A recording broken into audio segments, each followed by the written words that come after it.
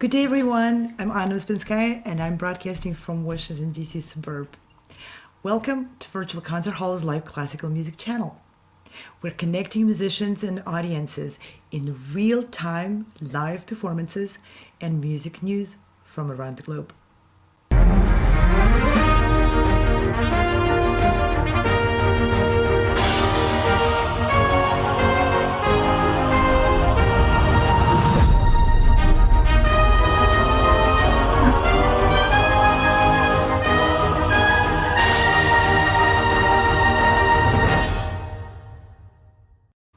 We're here to empower musicians with new tools, enrich everyone with new thinking, expand horizons of what's possible, what can work, what can be a source of joy and success for a modern performing artist.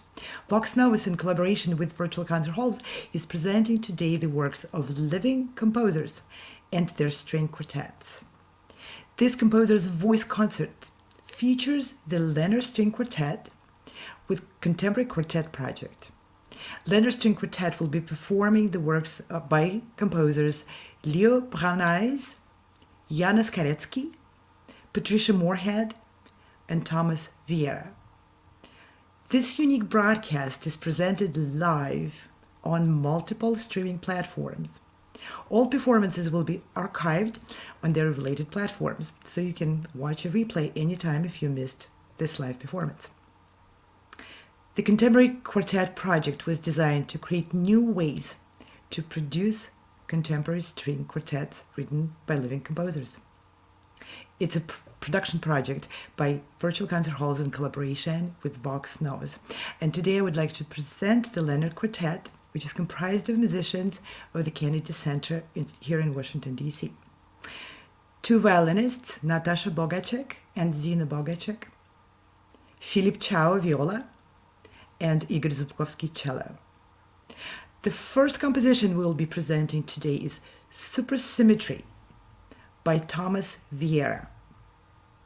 Thomas Vieira's music is an expression of ineffable, edgy yet educated, dangerous yet playful, unpredictable yet consistent.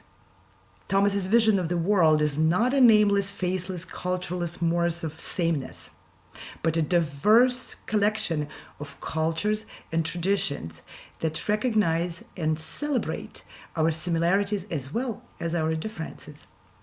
Thomas had been studying, performing, and composing music since very young age, beginning with percussion. He currently studies privately under Yakov Gubanov, international composer and pianist, who himself studied under Dmitry Shostakovich for 5 years. Thomas has worked in diverse genres ranging from Afro-Caribbean to hip-hop, death metal to deep house, but Western classical music will always be his first love. With unique compositional voice within the vocabulary of contemporary classical music, he seeks to inspire through his immersive musical works. Supersymmetry. And let's hope we get the visual for that. Yes. Oops. So, supersymmetry is inspired by the mystery of space and time and the unseen realities humming beneath the surface of everyday experience. Evolving over the course of 5 movements, supersymmetry employs a striking compositional language to tell a story of science and art combined.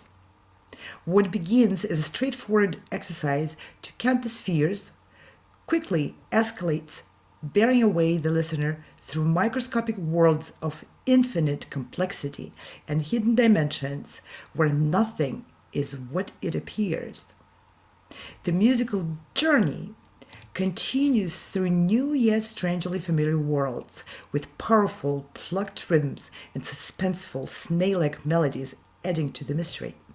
Together we approach a shared revelation until the final breakthrough occurs, and we experience reality on its own terms, a breathtaking, all-encompassing oneness that touches our hearts and enlivens our minds.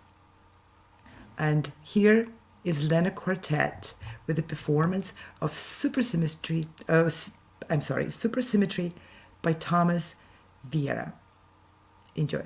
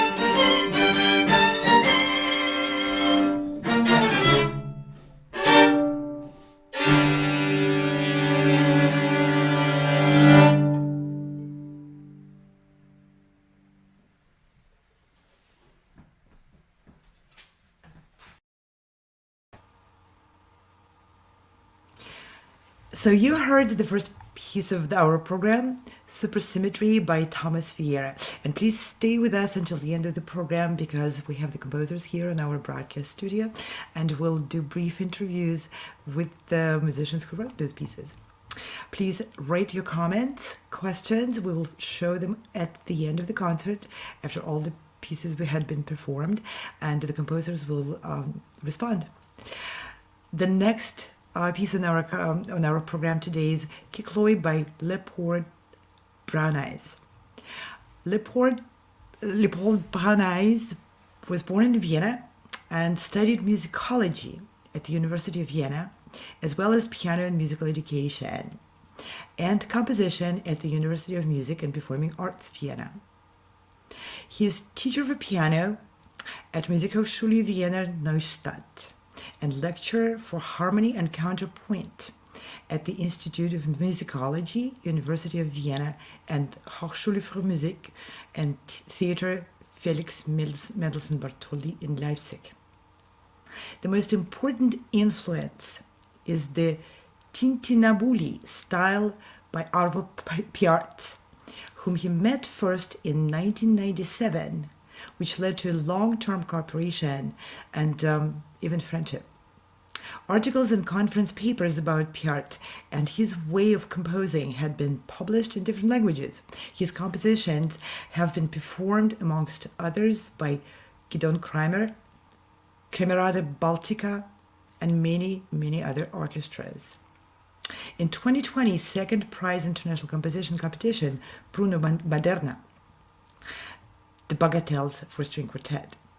The Greek title, Kykloi, which translates as circles, refers to the fact that two circles of fifths in opposite direction are combined, one moving upwards in accompaniment, often broken chords, and the other one moving downwards in the transpositions of the structural melodic movement in parallel sixths. Both start at D major, to which both eventually return in the 13th section. The composer dreamed and tried since then of combining the simple and strict tonal textures of the Tintinabuli style of Arvo Pärt. In this special case, the composition fretless with the wider range of all 12 tones. The composition was originally composed in 1998 for string quartet as well. And some years after, the composer made a version for string orchestra. For this program, the composer slightly revised the original version for string quartet, which had not been recorded yet. So this is going to be a premiere recording of this composition. And now we're going to present Lehner Quartet performing Kykloi by Leopold Brauneiss. Enjoy.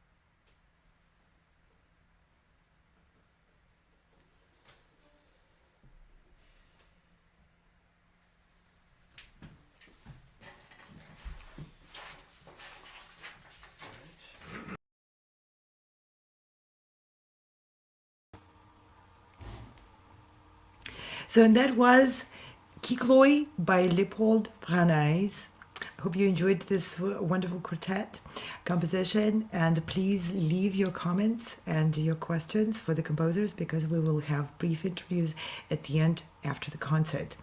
And now we're moving to present the next quartet, Pulsars and Tango by Patricia Morehead. Patricia Morehead, composer and oboist, holds many degrees, among them PhD in composition from the University of Chicago, BM in oboe from the New England Conservatory, diplomas from Royal Toronto Conservatory, Paris Conservatory, and the Academia in Siena.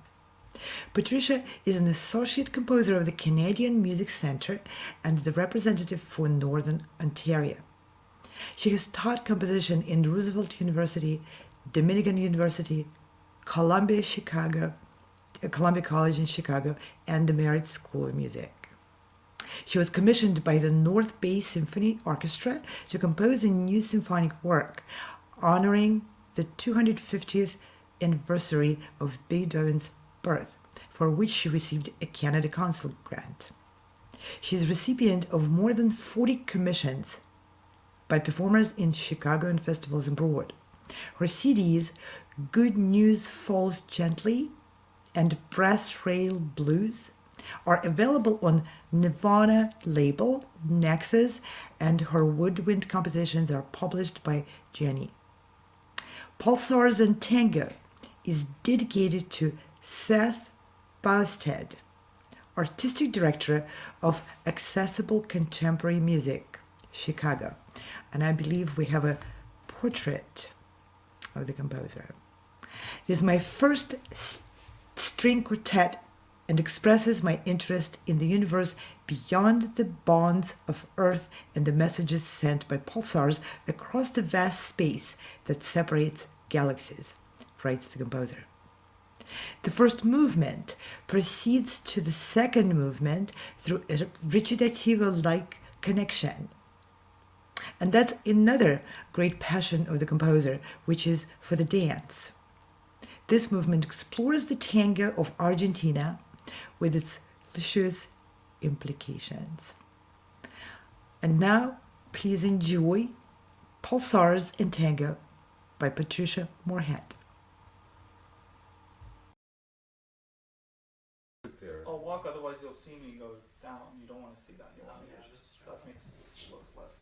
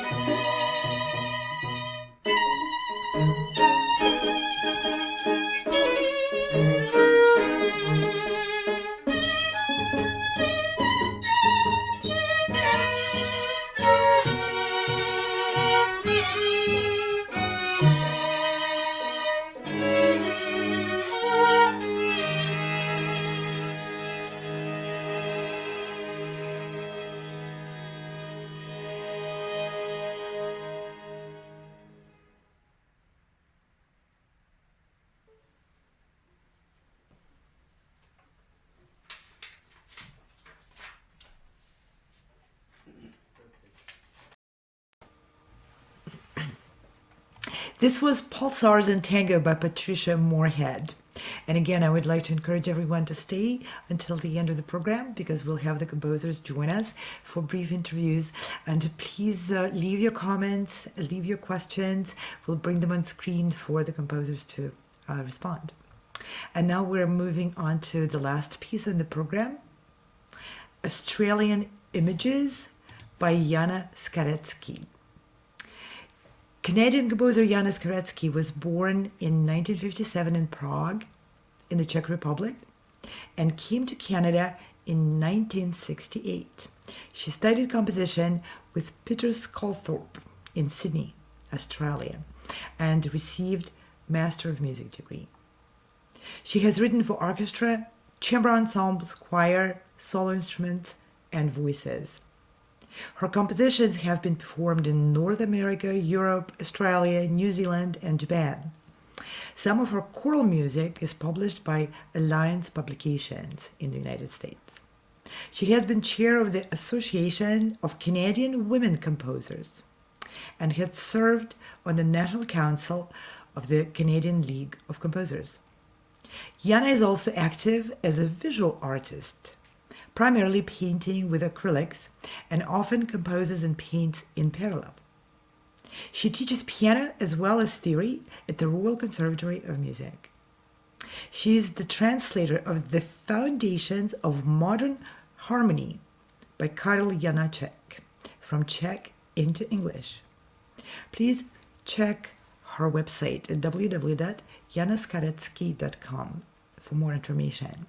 The string quartet Australian Images is in memory of Australian composer Peter Sculthorpe, who was the teacher and a friend of the composer. The music is inspired by the majestic and mysterious Australian land, a country where the composer lived for a year, and which speaks to her very deeply. Kata Tjuta is a group of 36 red dome-shaped mountains, and that's the first movement of the upcoming piece dedicated to. Uluru, formerly known as Ayers Rock, is the great red monolith, both found in the desert of Central Australia and having sacred meaning for the Aboriginal people. The Karrimurra Waterfall, also known as Florence Falls, is a cascade of life-giving water in Litchfield Park near Darwin. The musical journey continues through new yet strangely familiar worlds with powerful plucked rhythms and suspenseful, snail-like melodies adding to the mystery. Together, we approach shared revelation until the final breakthrough occurs and we experience reality on its own terms. And now, please enjoy Australian Images by Jana Skarecky.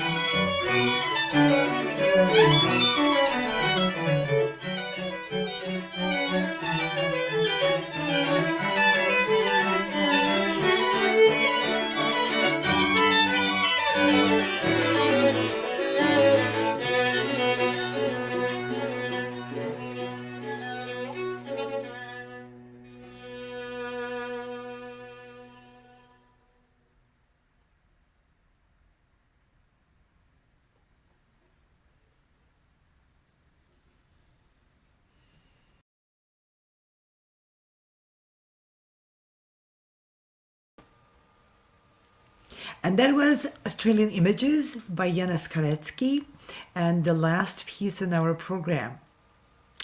And now we're going to invite the composers to join us for a brief interview. And let's bring on the composers in order of the pieces that were performed. And first, I would like to invite Thomas Vieira. Welcome, Thomas. It's a great pleasure to have you join us. Please tell us where you're joining from. This afternoon, I'm joining from Somerville, Massachusetts. Thanks for having me on, and thanks for everybody for tuning in. Thank you very much for writing this beautiful piece and for joining us. And next, I would like to invite Leopold Brauneiss. Welcome on the program. It's a great pleasure to have you join the live interview. Hello, and servus from Vienna. So you're in Vienna right now in Austria? Yes, I am. All right. And next, let's bring on Patricia Morehead. Welcome, Patricia, on the program. Where are you joining from? I'm joining from Lake of Bays, near Algonquin Park in Ontario, Canada, in the middle of nowhere. Well, you have very good connection in the middle of nowhere. But sometimes. Let's hope it stays that way. And last but not least, let's invite on stage Jana Skarecky. Welcome, Jana. Great pleasure to have you too join us. Where are you joining from? We can't hear you. You're muted. You need to unmute yourself, please. Hi, I'm joining from near Binbrook, southern Ontario. That's near Niagara Falls. Wonderful. So we have the four phenomenal composers whose absolutely stunning pieces we just heard, all written for quartet. Is that a coincidence or what? So would you please tell us what you feel this experience is like? And I really would like to hear how you felt observing your piece being created live in front of you in this format.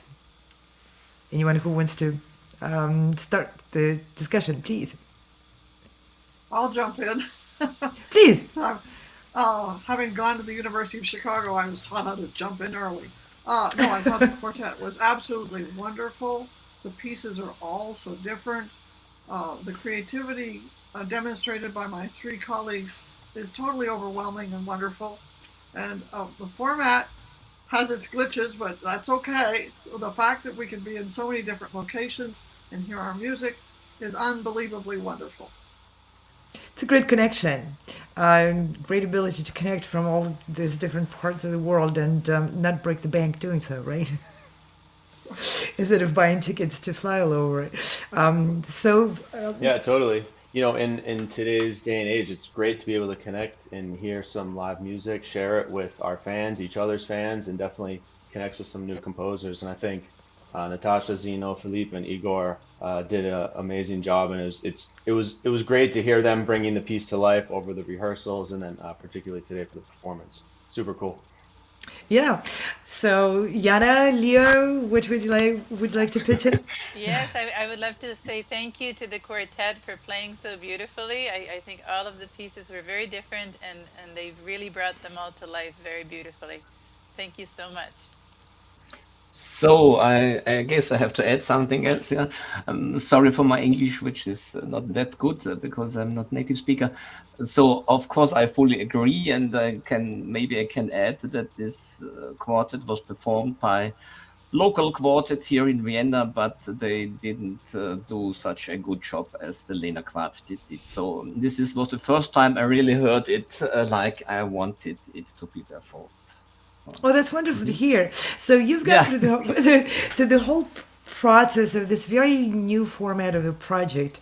I personally don't know of any other project which takes, remote rehearsals, and the quartet rehearses, of course, on their own prior to the first meeting with the composers, and then through different steps we kind of arrive at this virtual stage performance. How did you feel about going through this process and dealing with all the connectivity issues and tech checks and all that? Just was it too much? Was it just right? Tell us, please. Well, I'm the only one that needed a conductor, which is it's not the first time this quartet has needed a conductor.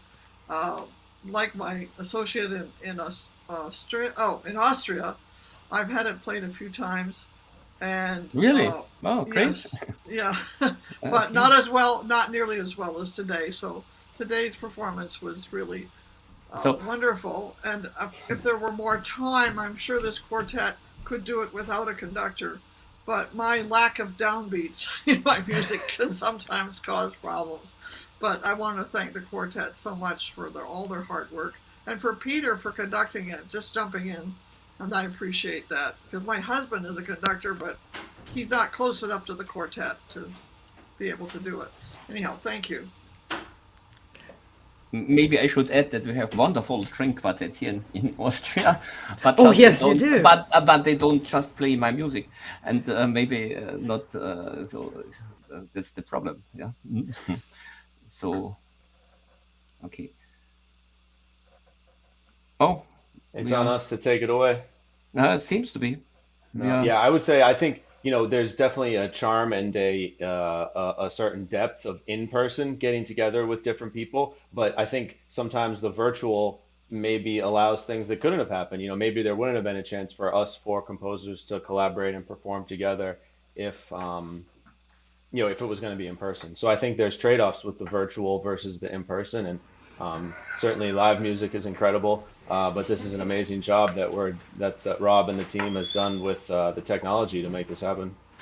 Now, we wouldn't be anywhere without you guys. How you guys doing? I'm sorry, I've been a little bit MIA, just doing engineering duties. I don't know if did we explain what was the purpose of this project? I don't. Anybody remember any of that during the? Anyway, over the pandemic, I noticed that there was a lot of musicians, composers, players, and so forth that were having a hard time, sort of, trying to do their thing. There wasn't any performance spaces, and there wasn't any, places for them to get their voices out. So I figured I'd been out of it for a little while, so I figured I'd just step in and help where I could and so forth. And, I met Virtual Concert Halls, and they hooked us up with the Lehner Quartet and so forth. And, I just thought it would be a great way to sort of, help the community getting these virtual performances sort of out there, and getting the recordings as well. I mean, just as a composer for myself, I remember me trying to get my string quartet played for the first time, and it's it can be a task, I think, right? I think we can all agree that it's not the easiest thing in the world to get our pieces played and performed out there and listened to by audiences, right? Yeah, totally. String quartet, it's such a, going all the way back to Haydn and how he kind of innovated and changed the genre, but it's been such a, your favorite composer's favorite genre type of music, and it's great to be how you've been re-envisioning it in a contemporary setting. It's a great way to bring it to the audiences.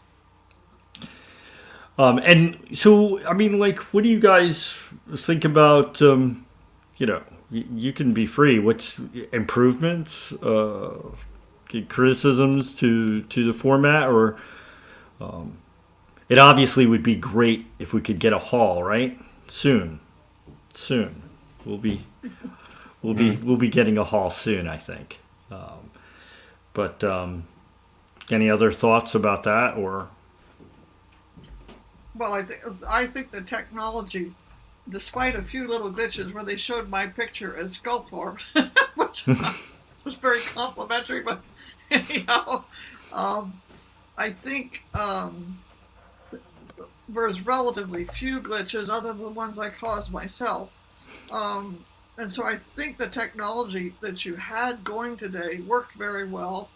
I'm in the wilderness, so my internet is a bit spotty, but it was, for me, it was one, I would never get to hear these other three composers' quartets if it wasn't for your program. That's been a delight and a pleasure for me to hear the voices from Boston, well, Niagara Falls, and from Austria. I mean, you got two Canadian women and you've got an Austrian man and I assume an American. That Thomas, you're an American. Yep. So this has been, we're perfectly balanced. 2 women, 2 men. Right. How often is that? Okay. Yeah, lucky. Coincidence, maybe. Yeah. Yeah, it's we'll see how far of a reach this broadcast goes, and it'll all be archived on the web. So there's always that, it's there for other people to listen to and hear for perpetuity. Well, and Canadian Music Center has already asked me if they could access the program beyond today, and it sounds like we can hear all 4 pieces through the Canadian Music Center. Is that right? That on YouTube for sure. Okay. It'll be archived there in 2 places actually at least, and they can also on the Facebook page and so forth. It always stays there archived for for as long as they keep it. Plus for the composers here and for everybody who wants to do it in the future, because let me say that first is we've made a recording here and so forth, which we'll be disseminating out to the composers. We're going to do a little bit of some just clipping and editing and so forth to make it nice and so forth, and then we'll be giving it out to everybody. That's kind of part of the project's goal is to get a professional quartet to see the piece, rehearse it, and have some time to breathe with it and read it, give the composers a chance to interact with the musicians itself, and then besides having a live virtual performance where we can talk with our audiences and audiences can talk with the composers, we also have something that we as composers could use to publish or present or utilize later. Which I said, I did you guys talk about the rehearsal process at all? In brief. How do you guys how did you like the rehearsals? So this was the usual thing. When I heard the recording of the first rehearsals, I was quite not shocked, but it was not that good. But then I could join the second rehearsal, and I could see this improve, how it got better and better until the performance. So this is a usual experience, I guess, of all of us. Yeah, and it was. I had to. The time shift was a little bit hard for me because the rehearsal was after midnight here, and so it was a little bit. But this part of this project all over the world, and it's fine and nice, and yeah, and nice to hear that Jana was born not that far away from Vienna, and so when you come back to Prague sometimes, then don't forget to visit Vienna, and maybe we can meet in reality. Actually, I visited Vienna on my way to Canada. We escaped to Vienna first. Yeah, of course. And lived there for 3 weeks, and then came to Canada. Of course, this was the usual way in Hungary, 1956, and from Prague, and and we had this. Yeah, I like the novels of Milan Kundera very much, and I read all of them not in German. Yeah, also So this was. Sorry, it was not true. I was lucky enough to get to Budapest because one of my composition students from Roosevelt University was Hungarian. and my husband and I still would love to visit Prague. We haven't been there yet, but we did get to Budapest in Hungary, and now my student is head of the composition department at the Liszt Academy, which I'm very proud of that. Oh, yeah. So again, don't forget to visit Vienna. Budapest is still nearer. No, it's a little bit nearer. No, we did spend a day. We spent a day in Vienna too. Okay. But Vienna, you need more time. And of course. Now I want to go visit Esterhazy, where Haydn composed all those string quartets. Yeah, of course, very nice. So I guess the conversation is a little bit and Tom, what did you think about the virtual performances? Is this the first one you've done, or have you done some others? In this type of setting with the classical composition work, it's the first one. Okay. Yeah, I thought it was great. I think you're touching on something, Rob, earlier where you mentioned the, it's kind of like the hybrid approach, right? Like, how could we evolve this more, getting a hall and, maybe having, the acoustics that a live hall presents and some people there, some audience members there enjoying it, and then some audience members online enjoying it. And I don't think, the technology just gets better every day, every month, every season, every year. And I think over time, the experience hopefully will get closer and closer together. And whether it's the rehearsals, and that's kind of a hybrid approach, right? Because there's 4 musicians in the room, the producer, and then we're listening, giving notes. And it's really interesting how things that you probably couldn't imagine this even 5 years ago, maybe 10 or 15 years ago. So I think the virtual presentation opens up a lot of things. There's nothing, at least now, that can come close to the sound waves mixing in a hall and washing over you, and let's not lose sight of that either, as we're all musicians and we can appreciate that. But this is an amazing kind of touchstone to bring internationally together in the times that we live in. So I'm super excited and thrilled with it. That's fantastic. Yeah, that's where I think the future is going to be going too. I mean, I don't ever want to. I mean, already we deal with the fact of sort of a loss of live audience to recordings either on the web or even CD, but not CD, right? But people sort of gravitate to, I can play this, in my own house on my stereo and so forth and everything, which is great. I applaud everybody who listens to new music. I'm just like, listen to more. But the experience of being in the hall is a unique one, and we'll see how close that technology gets to that. I mean, obviously they're always trying more and more, and with artificial intelligence and different algorithms and so forth. But I think that that sort of hybrid concert thing is going to be sort of the future, where there'll be a select audience, a premier audience, right? That'll be in the hall, that will have their own special listening experience, where they'll be there as kind of part of the show. And then there'll be, the virtual audience that'll be, watching virtually and doing their thing too. I have a weird feeling that's going to be the next step. Well, yeah, and we see, top 40 artists doing a concert inside Fortnite, the game, or this, we're going to be hearing more and more about the metaverse and like this kind of hybrid world. I think what's great about the type of music that we work in is that it's different than something like that I've created on my computer and then shared with the world. It needs to be performed live in many senses, even if it's electroacoustic, like the idea of people playing it live. And so, yeah, that hybrid approach is exciting. And I guess to just let the public know a little bit more too. So this is our first performance of this project. We put in calls for 3 different quartets. This is the Lehner Quartet that we worked with earlier in the year and during the pandemic. We'll be working with Argus Quartet next. I actually have some promos that we'll be sending out there later. And then Rus Quartet that will be doing... Actually, both Argus and Rus Quartet will probably be... that performance will happen in 2022.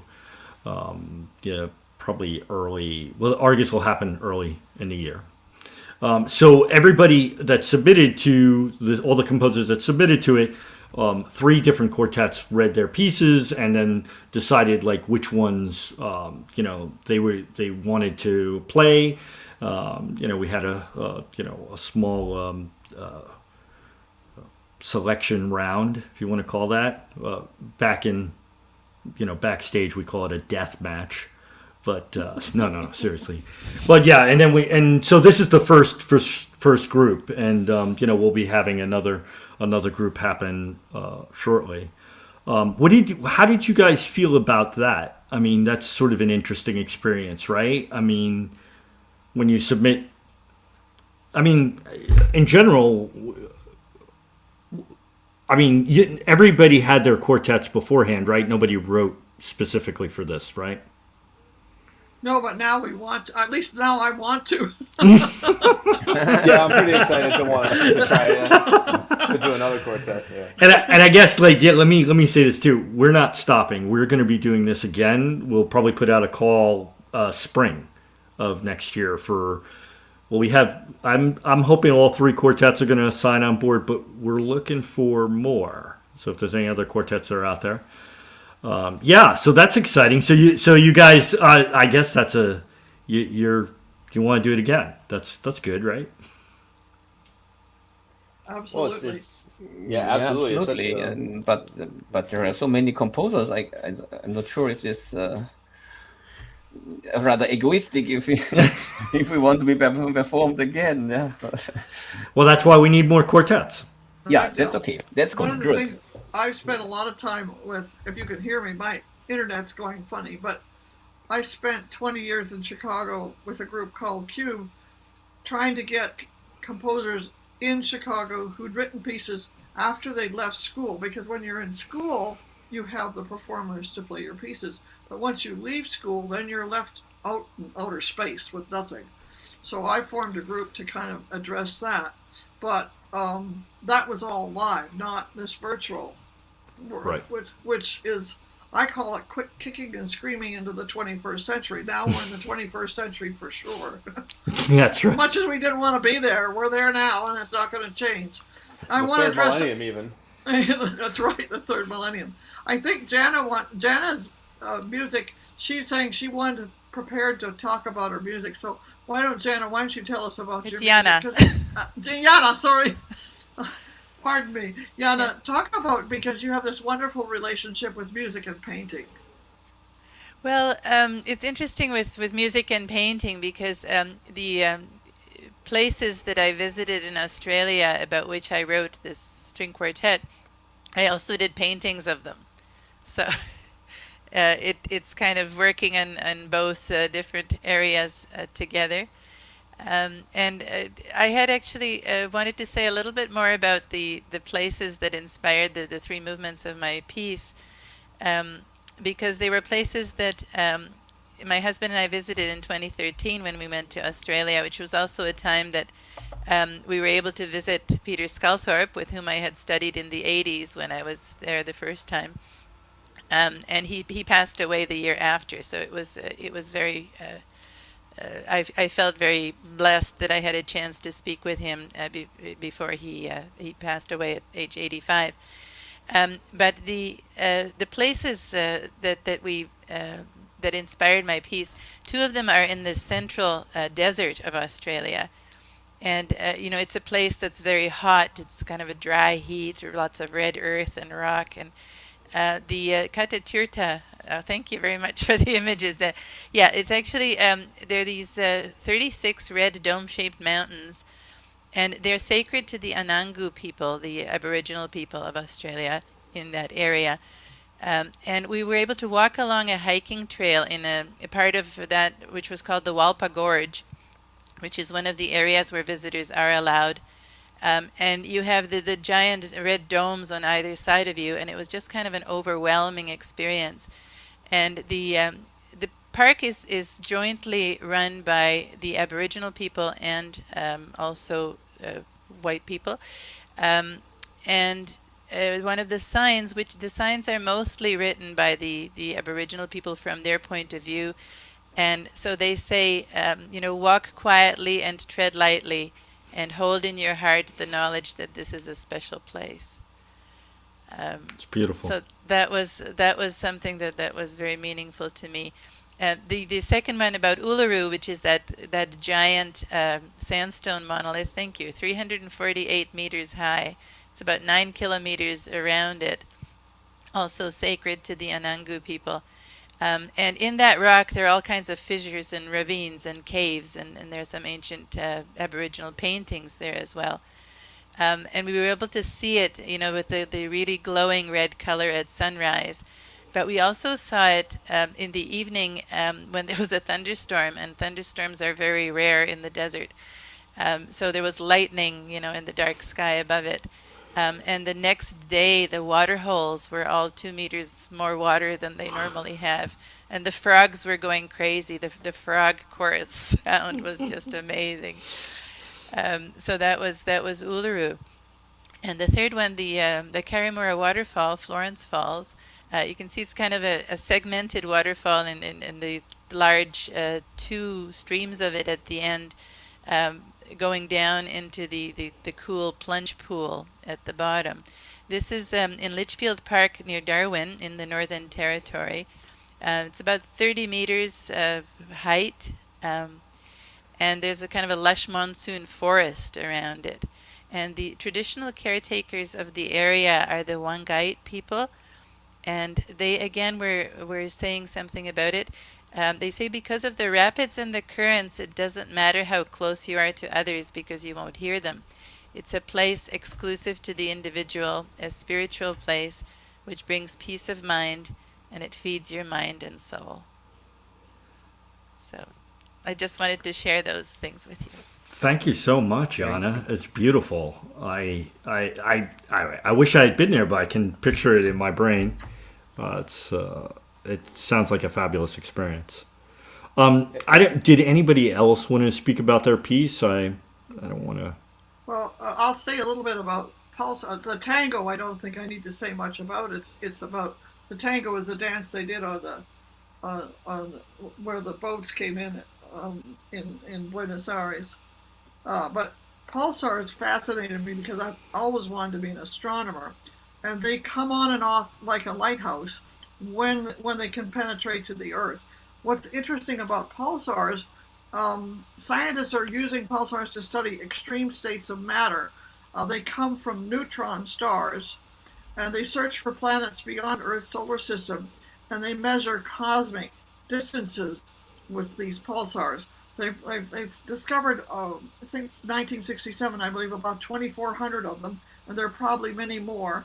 But these neutron stars, they're rotating, they're collapsed suns. Basically, when the sun runs out of energy, it collapses into itself and becomes a neutron star. And when that neutron star is finished, they go into a black hole, black holes fascinate me too, but I have trouble with the physics of understanding them. But anyhow, I've always been fascinated by the sky above us. I grew up in Manitoba, where we had wonderful visuals of the night sky, including the northern lights. And so I've always been fascinated by what's out there in space. And now they think there probably is life on a planet somewhere in some other galaxy, some other solar system, which I think, I'm not sure I'll ever get there in my lifetime, but at least I want to make it to Mars before I die, but that's not going to happen either. We'll see. Let's not rule anything out yet, right? That's right. Leo, Tom, do you want to say something about your pieces? I can probably do a pretty nice quick segue from Patricia's because my piece has kind of a scientific tie-in and programmatic nature to it. That's so cool, Patricia, to hear you speak about it. And I've always been fascinated by space too. And this piece, I was reading a lot of the string quartet literature at the time and looking to develop my chops and write for that genre. And at the same time, I was reading some, astrophysics stuff, some stuff on string theory by Brian Greene. You folks may have heard of his work, of course. And I was just like, oh, wow, this beyond like going too on the nose, like string theory, that like you could go that. But so I was kind of inspired to do a programmatic work that was that kind of combined the two things a bit. Although it's funny, string quartets are typically more over the years they've been more personal and not programmatic, so to speak. But I thought this was a good opportunity and it fit. So it was a lot of fun. I can't help but ask Jana too. I'm super curious. It's fascinating how you both painted and composed for it. I'm just curious to go back to what you're saying. Did you do that at the same time, or was that like different periods when you were, you took the trip, you were inspired, you're like, I'm painting, now I'm composing. I'm just very curious on your process. When I took the trip, I was taking photographs. That's all I had time to do. And later on, I did paintings, and later on, I did the string quartet. Is there another medium too that you're gonna go for? Not I that think two's that's not enough. probably Not to enough. imply it's not. Okay. Very, very cool. Now, how about you, Leo? Oh, actually, no, I don't want to talk anymore about the piece. Actually, I was a little bit surprised that they read the whole text I wrote to you. Maybe I should shorten it a little bit. I don't know. So anyway, but I have just a question because I'm a little bit, the pity a little bit. I thought we would had a conversation with members of the audience. So are there any questions, or because Yeah, I we're know. just talking with ourselves here? I know there's one question, but they want to know how to contact our organization, and I guess there's virtual concert halls. There's a contact page there, and of course for this project and so forth, you can contact me at Vox Novus. My name is Rob Voisey, V as in Victor, Oisey at voxnovus.com, and this is Composer's Voice. This is a Composer's Voice concert series. Composer's Voice has actually presented over 150 performances in 10 different countries. Now we're just presenting online concerts. Our main headquarters is in New York City. In general, we've presented over 100 chamber concerts there. That's our main focus is acoustic chamber music. Vox Novus also has some other programs such as Circuit Bridges. That's kind of the electroacoustic, electronic sort of version of Composer's Voice. And then we have two other projects. One is 60 by 60, which is 60 one-minute electronic works back to back for an hour. And then the spin-off project called 15 Minutes of Fame, which is our big acoustic project that we've been doing online. Next week, for anybody who's interested, next week we have two performances, one with Drew Halser for saxophone. He'll be playing his 15 Minutes of Fame, and Thomas Percy, who will be playing 15 Minutes of Fame for the clarinet. And I encourage you guys, if you ever want to just write a 1-minute piece, we do calls for that. Actually, right now we have a call out for organ by David Bone. So if you want to write a quick 1-minute organ piece, I strongly recommend him. He's already done many 1-minute pieces. So he's a great player and it's a great project. What size of organ are you talking about? That is a good question. And let me just say, so, the call is on, is the call on Music Avatar? Yes, it is. It's on Music Avatar. And all the details about the organ are there. So that's, before I make lots and lots of mistakes trying to recall the details, that's the best place to go. Because organs come in many different varieties. Exactly. Well, that's it. You kind of compose for an organ, right? Of wherever it may be, not really, Right. I have to tell you a funny experience I had playing in Italy when I was with the Accademia Chigiana. I did a concert tour with a colleague, and I'd learned from that there are poor towns in Italy that can't afford big, long organ pipes. So we played a concert in Sinalunga, which was, obviously when we got there, was a very poor Tuscan town. And the organ was like a quarter tone sharp from what I could play at. So I chopped off my reed, I chopped off the tube, I never really quite got up to the pitch, but I did my best. And afterwards, my organist said to me, "Well, Pat, when you chopped into the bread because I was hungry, you left a ring of blood on the bread, and that was from trying to play so high. It was a very high organ in a very poor Tuscan town." Oh no. Anyhow, that could be good inspiration for a new piece. That story. So. Yeah, right? I got a couple questions over text just from people that I had shared this with, and one was about like, how the heck do you pull this all off? And I'd let you answer more, Rob. But what I responded back, I was like, this is the tip of the iceberg that you're seeing. Like, we can't even imagine probably all the moving parts behind the scenes to make this experience a reality. Sure. That's how much of the iceberg do you want to see? Just say it's easy, and this is and this is, we zoom it, No, and you know what? This is let me first do a shout out to virtual concert halls.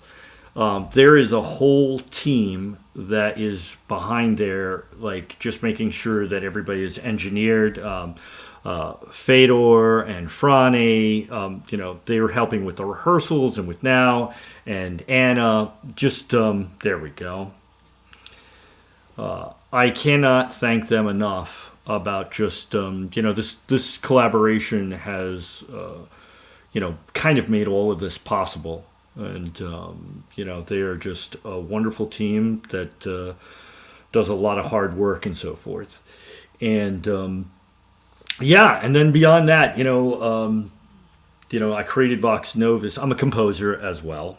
And, I created Vox Novus to sort of support and empower primarily, first and foremost, composers. I saw the need myself, and I figured once I started doing it for me, like, why not, branch out to 5 friends, and then we started a collective, and then we started these concert series, of which we run stuff like Music Avatar and Composer Site, which is is huge, like list of opportunities for composers and things. And that's anyway. This is what we do, and so everybody should know that, like, there's And then there's the composers, right? I mean, there's a huge plethora of artists and musicians that are go into making a production like this. And I saw a whole bunch of empty chairs. I think the Quartet has left the building, but we should be thanking the Quartet, right? Of course, they are awesome. Are they around? Is anybody? Nope. They have left the building. This would normally be the time that we're buying them dinner. Right? Now we see the equipment. Oh my that's the plugs. Oh my goodness. That's our backstage. It's it's a lot of gear. I'm in DC at the moment, but I've just traveled from New York, so to get the recording and make it all sort of happen. We've been trying to up our game. So, but yeah, for the Quartet to hear our recording later. Thank you, Lehner Quartet. They are a fabulous, fabulous group. It's like, right? I mean, Leo, you kind of put it out. I mean, well, we should all talk about that a little bit. As a composer, we want to get our works heard and played, and it's a difficult environment to sort of get them played and have musicians look at it and be able to spend time with our pieces, and yeah, I think it's a hard and difficult task, and depending on the quartet, our pieces can be played better and worse, right? and you know, and so I've also had my piece played by the Lehner Quartet, and you know, I think that they are a fabulous bunch of musicians that know their stuff, and right. I mean, Definitely. They're players. yeah, for they're sure. players. Very serious working. Yeah. Yeah. Responding to what composers put forward, or what how shall I put it? Yeah, really, it was a good conversation, and they yeah. Which I think is important. I mean, you know, can we all agree that we've had experiences where, you know, we've been a little bit worried about our pieces getting played and rehearsed and coming to fruition? It's a usual way. Yeah. Yeah. Always the same. You have something in mind, and then I'm always a little bit afraid when you hear it first. Will it really be like you imagined it? And is it your fault if it's not, or is it the fault of the musicians, or for both? I don't know. This is always our difficulties, of course. Yeah. So Jana can be happy to be a painter too, because when you paint it, then there is it, and you don't need somebody to execute it. Not execute it, and don't know the right word. You know what I mean? Yeah. Yeah. It's a very different experience when you have a painting than when you have a composition. When you have a composition, of course, it's little dots on paper or printed or something. And it really only becomes what it's supposed to be when somebody takes it and brings it to life by performing it, right? Whereas if you have a painting, it's there, but it's very limited in terms of where it can be at one time. It's on your wall or somebody's wall and so on. And I remember when I sold my first painting, it was a traumatic experience because it was gone. And a composition is never really gone. But it might just sit in a drawer. That's almost gone. Or you can do like Cadillac. You can go and murder the person who bought your painting and take it back. Yeah. Yeah, I know the story of the Hindemith opera. Yeah. Ikea Hoffmann. Yeah. We're not advocating any violence on this show.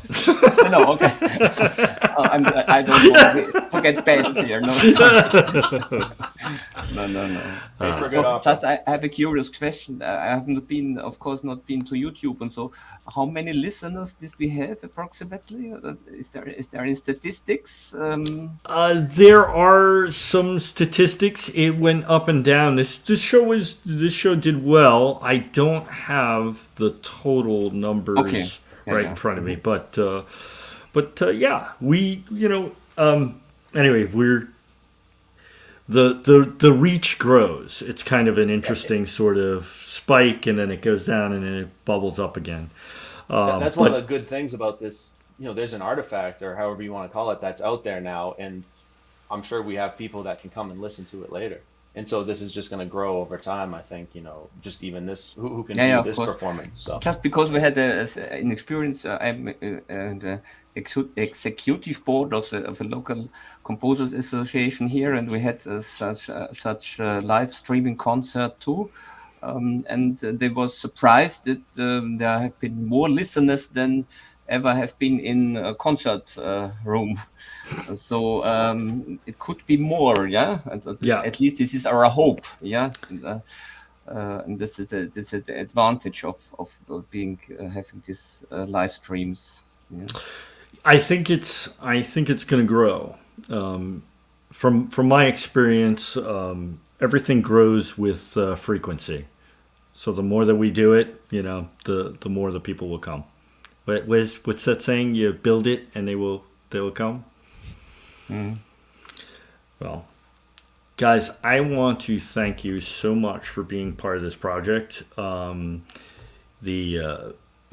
This particular call that we had was very short, and I felt like all the composers that did apply for it were exceptional. In many different ways, and I just want to thank you for being a part. I appreciate your participation and being, that. And let's do more. We're going to do another call and, look for other little calls and so forth going out, and we'll do more. Well, thank you for everything. And thanks to Thank you very much. Thanks to my Yes, fellow likewise. composers who were, I loved every piece. Every single moment was wonderful. Very much. Thank you, Rob, for That's- having us. Thanks to musicians and everybody. This has been a great experience. And the listeners. Yes, the unknown listeners. Our abstract listeners. As Yeah. we stare into the computer. Thank you so much for being part of this, and we look forward to seeing the next one coming is Argus Quartet.